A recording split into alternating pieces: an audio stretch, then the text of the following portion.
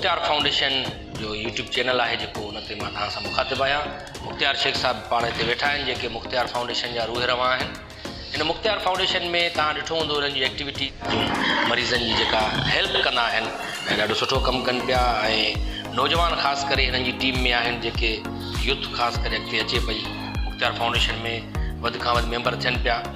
ॿियनि नौजवाननि खे बि चवंदासीं त तव्हां बि हिन सोशल कम में अॻिते अचो ऐं हिननि जा मेंबर थियो मुख़्तियार फाउंडेशन जा। मां पाण मेंबर आहियां हिननि जो मुख़्तियार फाउंडेशन जो ऐं मुख़्तलिफ़ एक्टिविटीज़ में हिननि सां गॾु हूंदा आहियूं असां बि ऐं ॾाढो सुठो कमु पिया कनि। ऐं लाड़काणे में ख़ासि करे मां हिननि खे ॾिठो त जेके माण्हुनि खे रिक्शा वठी ॾिना अथऊं रोज़गार सां लॻायो अथऊं माण्हुनि खे ॾाढो सुठो कमु कनि पिया या ब्लड डोनेट कनि पिया।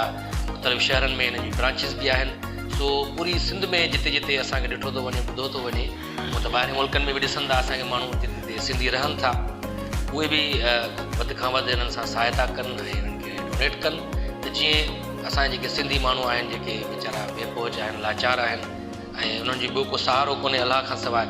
सो तव्हां जेकॾहिं पंहिंजा जेको हाणे जीअं रमज़ान जो महीनो बि अचे थो महीने ॾेढ खां पोइ उन में ज़कात जेको कढंदा आहिनि माण्हू फितरो कढंदा आहिनि त उहो तव्हां मुख़्तियार फाउंडेशन खे ॾियो त जीअं हक़ीक़ी माण्हुनि ताईं उहा तव्हांजी जेका ज़कात आहे उहा पहुची सघे उन्हनि जी मदद थी सघे।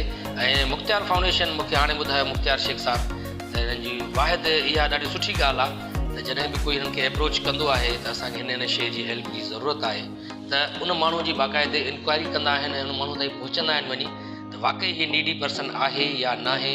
छो जो तव्हांखे ख़बर हूंदी त केतिरा ई माण्हू वरी अहिड़ा हूंदा आहिनि जेके ॾिसंदा आहिनि जॾहिं मुख़्तलिफ़ NGOs आहिनि या फाउंडेशन्स आहिनि त उन्हनि खे अप्रोच कंदा आहिनि त असांखे हिन शइ जी ज़रूरत आहे हिन शइ जी ज़रूरत आहे ऐं पोइ जॾहिं ग्राउंड रियलिटी जेका हूंदी आहे उहो ईअं न हूंदो आहे। तो केतिरा ई अहिड़ा माण्हू बि अची वेंदा आहिनि। हिननि जी ॾाढी सुठी इहा ॻाल्हि आहे हिननि जी पूरी टीम ठहियलु आहे जेका पूरी ते इन्वेस्टिगेशन कंदा आहिनि वञी उन्हनि सां मिलंदा आहिनि पोइ जेका उन्हनि जी ज़रूरत हूंदी आहे उहा पंहिंजे तौर ते ई उन्हनि जी पूरी करण जी कोशिशि कंदा आहिनि। तो तव्हांखे बि इहा अपील आहे मुंहिंजी जेके वस वारा आहिनि जेके सरंदीअ वारा आहिनि जेके ॿियनि जी मदद करण जो जज़्बो रखनि था पंहिंजे दिलि में त उहे ज़रूरु हिननि सां राब्तो कयो। कॉन्टेक्ट नंबर हिननि जो अची रहियो आहे हिननि जी वेबसाइट बि आहे तव्हां फेसबुक ते बि हिननि सां राब्तो करे सघो था। हिननि जा नंबर फ़ोन नंबर्स तव्हां डायरेक्ट मुख़्तियार शेख साहब सां बि ॻाल्हाए सघो था। सो पंहिंजा जेके बि ज़कात आहिनि अतियात आहिनि उहे मुख़्तियार फाउंडेशन खे ॾियो त जीअं ग़रीब बेपहुच लाचार ऐं मरीज़नि जी मदद थी सघे। ऐं बेरोज़गारनि जी ख़ासि करे बेरोज़गारी तमामु घणी आहे असां वटि सिंध में नौजवान वीचारा ख़ुदकुशियूं पिया कनि ऐं हिते हुते रुलंदा पिया वठनि डिग्रियूं खणी करे त रोज़गार सां बि लॻाइण जो बि हिननि ॾाढो सुठो हिकिड़ो इनिशिएटिव वरितो आहे हिननि। हिननि सां वधि में वधि सपोर्ट कयो। असांजी बि हिननि सां सपोर्ट आहे तव्हां बि हिननि सां